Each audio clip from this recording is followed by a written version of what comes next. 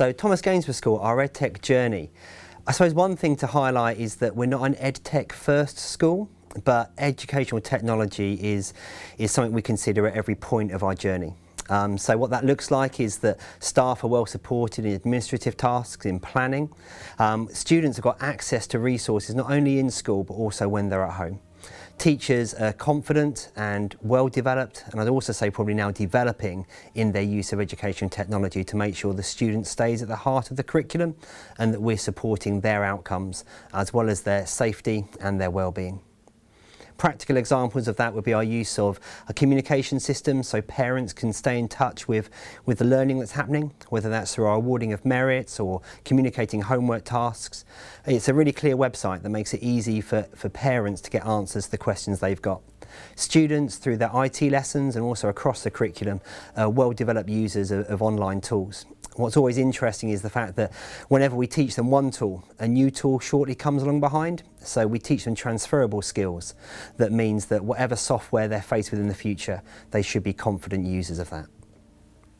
Examples of how we use EdTech within the curriculum include things like PE. It's always difficult to start a PE lesson crisply, so they have iPads, which means students can come up to the teacher, they can tap on their photo, they can get registered in straight away. They'll then use technology to film performance and to replay that to look for improvements.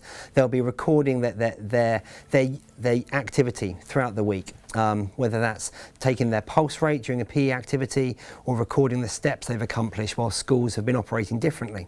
A school called Thomas Gainsborough School, arts has to be a big part of our curriculum, and examples of where technology has had a really big impact is students' portfolios.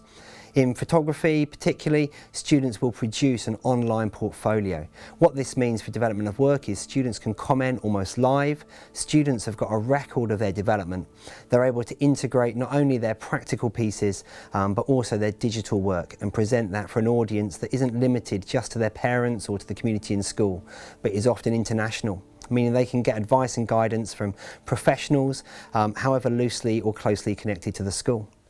Other examples are that we've got our critical worker programme where children are in this half term and they're able to take part in creative technologies such as storytelling. Our media teacher has had a bit of a clear out at home, and she's found some most unusual objects which they've now built themselves a green screen. They're using some Macs within the music classrooms to now create some commercials which will tell the story not only of closure but also of how people can come out of that with a new understanding of how tools and technology can help us. So here at Thomas Gainsborough School, although technology is never the object, it is the spine that holds our curriculum together, and it provides a framework that means students can develop creativity, communication and confidence in so many different ways.